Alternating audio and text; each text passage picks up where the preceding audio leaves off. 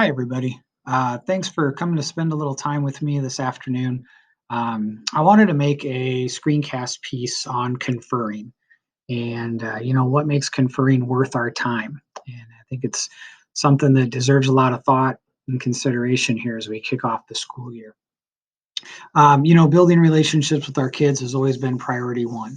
And I think it could be argued that this year it maybe becomes more important than ever before with the missing of school time in the spring.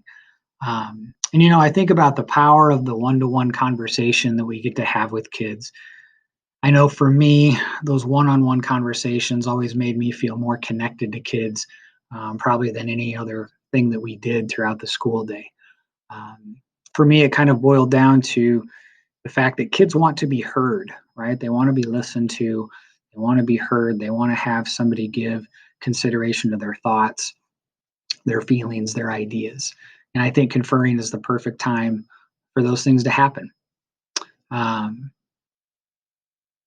in Patrick Allen's book, Conferring, right here, he has this prologue that you see on the screen. And the prologue is an excerpt from the book Because of Winn-Dixie.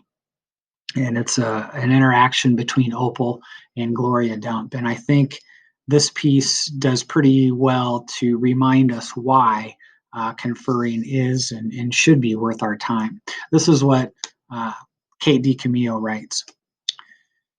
My eyes ain't too good at all. I can't see nothing but the general shape of things, and so I got to rely on my heart. Why don't you go on? Tell me everything about yourself, and that way I can see you with my heart. And because Winn-Dixie was looking up at her like she was the best thing he'd ever seen, and because the peanut butter sandwich had been so good, and because I'd been waiting for a long time to tell some person about me, I did. And the whole time I was talking, Gloria Dump was listening. She was nodding her head. She'd smile and frown, and she would say, hmm. And she'd say things like, is that right? And I could feel her listening with all her heart, and that felt good. And with that, I think you can pretty easily tie that back to why conferring with kids should be worth our time. I will link the video piece to the right there on the screen. This is a piece from Carl Anderson about one of his first conferences that he ever tried out with a writer, and kind of the challenge of conferring with kids, because it's a hard thing. Um, but I wonder if sometimes we make it a little harder than what it actually needs to be. And so we'll kind of talk about some of those issues here in the screencast. Over on the left of the screen, I love this quote from Robert John Meehan: the little conversations that build the relationships and make an impact on each student. It's those things. It doesn't have to be flash and glitzy and new and wonderful. Sometimes it's just spending that one on one time with the kids, listening to them, that can make the impact. Last winter, I asked some of my colleagues if they thought conferring was worth their time. And if they did, what makes it worth their time? Our time is limited throughout the day. And, why should we make that investment in time to confer with kids, whether it's as a reader or a writer, a mathematician, whatever your purpose to confer is. But this is some of the things that they said there. So again, touching on that piece where it surely helps build relationships. But also, it's a time for kids that get to show what they're doing, and teachers get to learn what kids are doing. We get to learn where they're at. Gives us insight as to how it's going. Again, as a reader, how's it going as a writer? How's it going as a mathematician with this? And it oftentimes allows us to expand on those instances where a kid might just say, oh, fine, it's going okay, something like that. And like you see there in the green, a huge piece that makes conferring worth our time is because our conferences can help us plan future instruction. That's where we're certainly get to know what our kids are doing, whether they're proficient, whether they're not, and next steps with that. So, you think about before we go into to have a conference with a kiddo, I think it's important for a teacher kind of to have a decision made. Is this going to be an open conference? I'm just going to kind of see where it goes. Or do I have some ideas in mind that I want to get across to the kiddo? Is this going to be a more focused conference? And I think it just depends on what the teacher thinks the needs are at the time.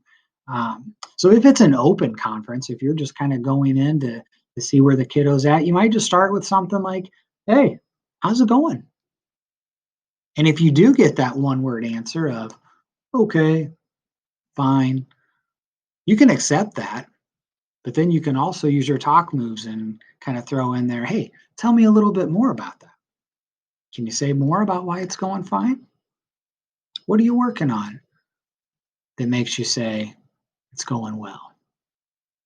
And sometimes, we got to take a peek at what the kiddo's doing. A few seconds kind of to look over their last few problems, or a minute to kind of read the piece that they're working on. Look at what kind of revisions maybe they've done. It might require us to take a minute and just kind of listen to the kiddo read an excerpt from the text that they have, just to kind of get an idea of where they're at. And oftentimes, we kind of got to be ready to let the kiddo take us where they need to go. Be ready to talk about them as the reader or the writer, or the mathematician. You may have heard that phrase, teach the writer, not the writing. Teach the reader, not the reading that they're doing.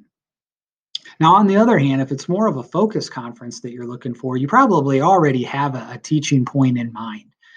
You've probably gone back through your notes from previous conferences, and you have some ideas of some high leverage skills in mind that you kind of want to assess for and kind of see where they're at as far as the need for reteaching or as far as the need to enrich them on.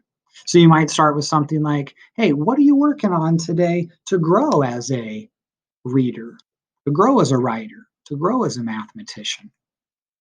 Sometimes it's even a good point to say, hey, what goal do you have in your reading, in your writing, in your math? And this can really show you where to steer the ship. When the kiddo responds with, oh, I'm working on X, Y, and Z, okay, that's what they're working on. Let's see how that work is going for them as our conversation starts to unfold.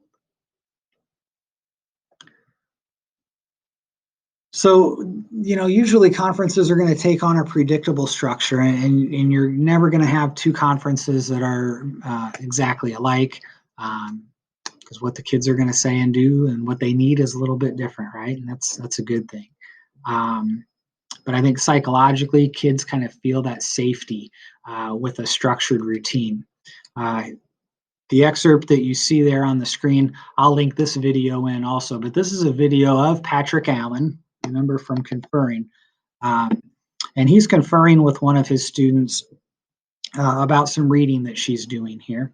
And he kind of suggests this attempt at having a consistent structure of something like the RIP, like you see on the screen, kind of reviewing, reading into what the student's doing, like we talked about before, having some instruction ready that you can provide for them. That's really where the heart of the conference comes in, and that's where the kiddo is going to really be able to grow from your conversation. And then also kind of have a plan in mind for progress. And whether that is, leaving the student with a sticky note that has a reminder on it, whether that's something that you're going to kind of practice together before you leave that particular conference, it's all up to the teacher.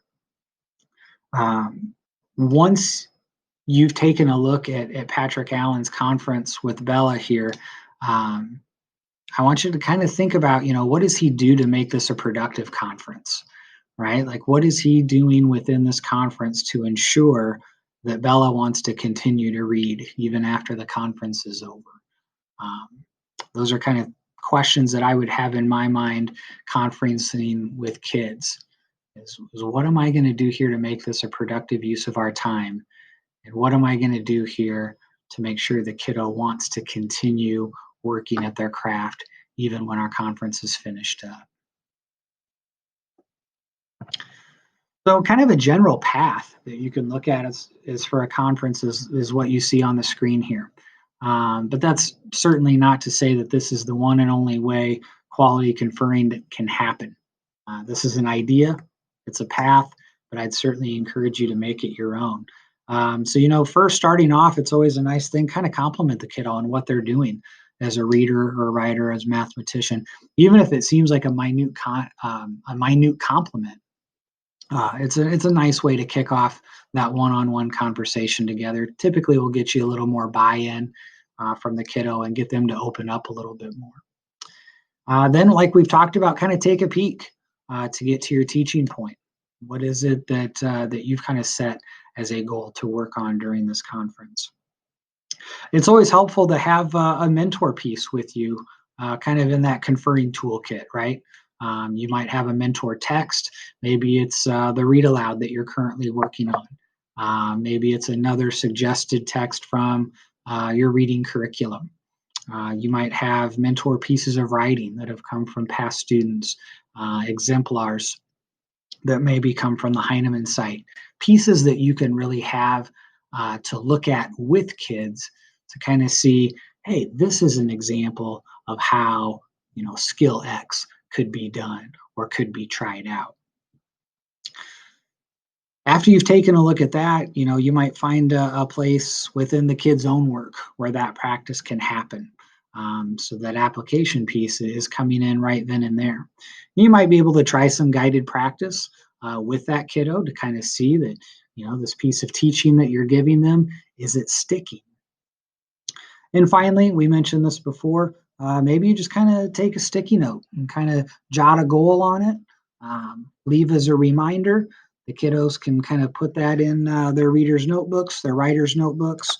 They've got that tangible piece that you can come back to at your next conference.